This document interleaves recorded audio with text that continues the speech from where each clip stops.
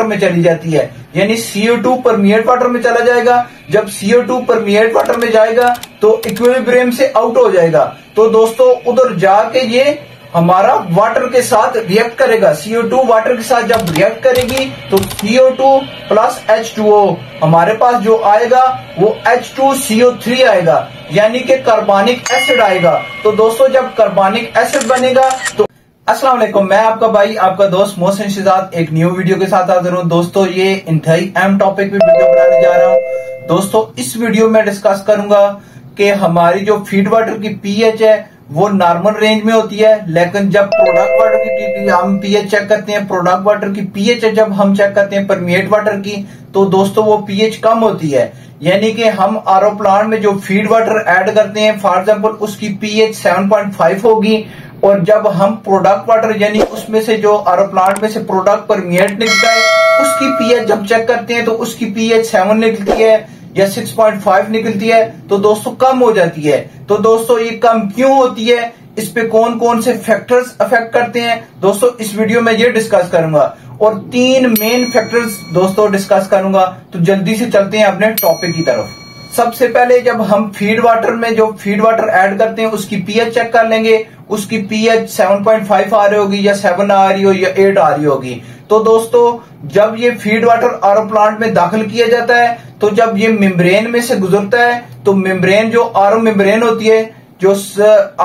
होती है तो उसमें ये सारे टीडीएस रिमूव हो जाते हैं। टीडीएस क्या चीज होते हैं? टोटल डिजॉल्व सॉलिड होते हैं, यानी कि पानी के अंदर डिजॉल्व फॉर्म में जो जो चीजें होंगी वो मोस्टली वो रिमूव हो जाती हैं, जिसमें मुख्तलिफ किस्म के मेटल्स होते हैं, आयंस होते हैं, उसके बाद कैल्शियम मैग्नीशियम के आयंस होते हैं, आयरन होता है, फास्फेट होते हैं। दोस्तों जितनी भी चीजें डिजॉल्व फॉर्म में पानी के अंदर मौजूद होंगी वो रिमूव हो जाएंगी।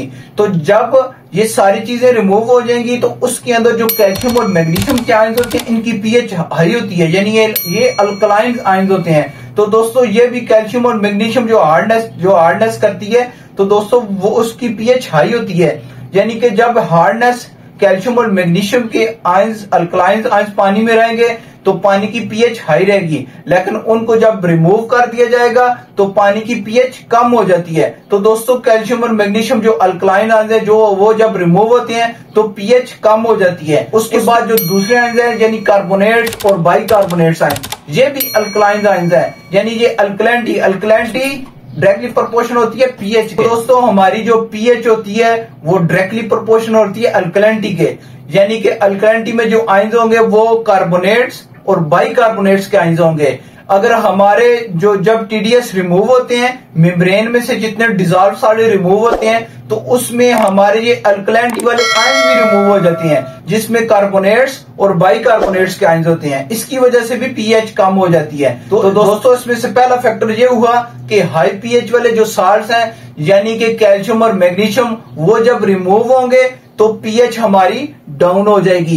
दूसरा नंबर फैक्टर ये है कि जब जो हमारे अल्कलाइन आयन होंगे यानी अल्कलैनिटी वाले आयंस होंगे जिसमें कार्बोनेट और बाइकार्बोनेट आयंस होते हैं वो अगर रिमूव होंगे तो भी पीएच कम हो जाएगी। और तीसरा और अहम फैक्टर इसमें यह है कि पानी में जो फीड वाटर होता है उसमें हमारे पास डिजॉल्व गैसेस होती हैं, बहुत सी डिजॉल्व गैसेस होती हैं, जिसमें CO2 भी होती है यानी कार्बन डाइऑक्साइड भी होती है। तो दोस्तों जब कार्बन डाइऑक्साइड फीड वाटर में मौजूद होगी तो वो इक्विलिब्रियम में होगी। इक्विलिब्रियम यानी कि उसकी इक्विलिब्रियम कहते हैं कि हमारे पास दोनों साइडों से ताकत बराबर होगी, तनासब बराबर होगा। जैसे दो स्टेट का ताकत बराबर होती है तो वो दूसरे पर अटैक नहीं, समझ तो गए होंगे दोस्तों आप, तो वो एक दूसरे का कुछ नहीं कर सकते। लेकिन जब एक ताकत कम होती है यानी तनासब में वो ताकत कम होगी तो दूसरा उस पर अटैक कर देगा। इसी तरह CO2 फीड वाटर में मौजूद होती है लेकिन वो इक्विलिब्रियम में होती है, यानी कि वो दूसरे उस पर इफेक्ट नहीं कर पाती, वो एक तनासब में होती है। तो दोस्तों जब मेम्ब्रेन में ये पानी फीड वाटर दाखिल होता है तो डिजॉल्व सॉलिड सारे रिमूव हो जाते हैं, तो हमारी CO2 स्ट्रांग हो जाती है। तो दोस्तों CO2 हमारे जो मेम्ब्रेन है, मेम्ब्रेन में से सारे डिजॉल्व फॉर्म में जो चीजें वो रिमूव हो जाएंगी लेकिन गैसेस रिमूव नहीं होती। तो दोस्तों ये गैस उसमें पोर साइज में से पास होके परमिएट वाटर में चली जाती है, यानी CO2 परमिएट वाटर में चला जाएगा। जब CO2 परमिएट वाटर में जाएगा तो इक्विलिब्रियम से आउट हो जाएगा।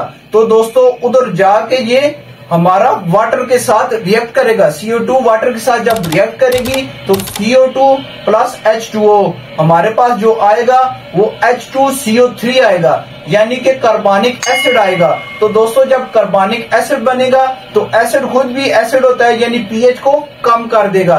तो दोस्तों इस तरह हमारी pH वो कम हो जाती है, यानी कि फीड वाटर की pH 7 आ रही होगी, वो 6.5 हो जाती है। जो प्रोडक्ट की pH होती है वो 6.5 आ गई, 7 आएगी, कम होगी, तो उसमें हम कास्टिक सोडा डोज करा के उसकी pH को बढ़ा लेते हैं। एक जितनी हमें रेंज चाहिए होती है उस रेंज तक कर लेते हैं। दोस्तों उम्मीद करता हूँ इस वीडियो में आपको बहुत ज्यादा इंफॉर्मेशन मिली होगी। दोस्तों मेरे चैनल को सब्सक्राइब करें, बेल आइकन के बटन को दबाएं, लाइक करें, कमेंट करें। जो भी आपके ध्यान में क्वेश्चन आ रहा है दोस्तों वो कमेंट में करें, मैं उसका रिप्लाई करूंगा। जज़ाकल्लाह खैर। अस्सलाम वालेकुम व रहमतुल्लाहि व बरकातहू।